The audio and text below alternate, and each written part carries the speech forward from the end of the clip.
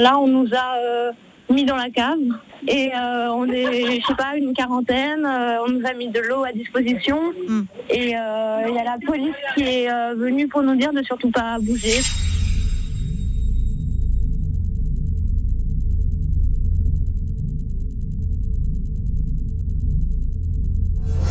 Ce que nous ont dit ici les policiers, c'est qu'il y avait une chasse à l'homme qui était lancée pour retrouver le tireur. En tout cas, ce que je peux vous dire, c'est que le quartier est complètement bouclé ici dans l'Hypercentre. Donc c'est l'île, la grande île. Tous les accès sont complètement fermés. Édition spéciale. 21h13, toute la rédaction de France Bleu Alsace évidemment vérifie toutes ces informations. Le plan blanc est déclenché, vous le disiez il y a quelques instants. Dans les hôpitaux, effectivement, c'est le plan d'urgence, c'est-à-dire que les médecins sont mobilisés. Nous étions dans une pizzeria qui fait l'angle de la rue des Orfèvres et au moment de prendre notre commande, nous avons entendu des bruits de pétards. Des gens qui sont rentrés affolés dans le restaurant en disant il y a quelqu'un qui tire, il y a quelqu'un qui tire.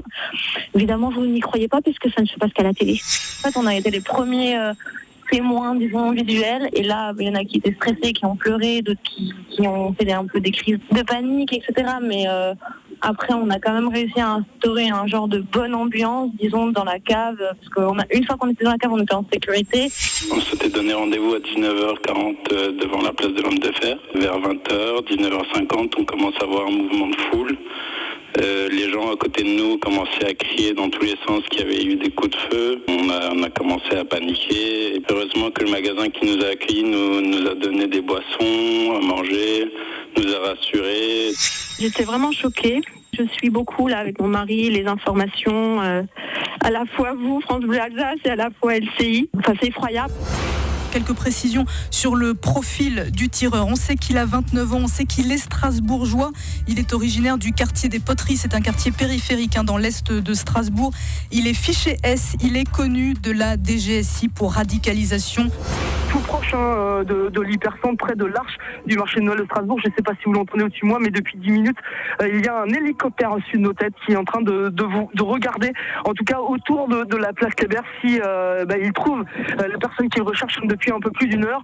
Et donc, source policière nous a confirmé qu'ils étaient en train de chercher quelqu'un, une personne près du commissariat de police dans le secteur du Nœud d'Or. Ce drame touche effectivement notre capitale alsacienne, qui touche un de nos plus forts symboles, celui du marché de Noël. Vous savez, c'est la fête finalement de la paix et de la lumière.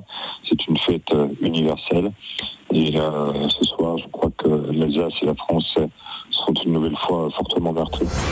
Écoutez, depuis quelques minutes, les policiers laissent sortir par petites grappes les personnes qui étaient confinées depuis plus de 4 heures dans l'hypercentre de Strasbourg, dans les restaurants, dans les bars, certains dans des cinémas. Sachez enfin, on l'a appris il y a quelques minutes, que le marché de Noël de Strasbourg, évidemment, sera annulé demain. Donc les nombreux touristes qui sont présents ici en ce mois de décembre pour le plus grand marché de Noël d'Europe, ne pourront pas se rendre sur le marché qui sera clôturé. On comprend bien évidemment, vu la situation. Voilà ce qu'on peut dire pour l'instant au vu des derniers éléments dont nous disposons.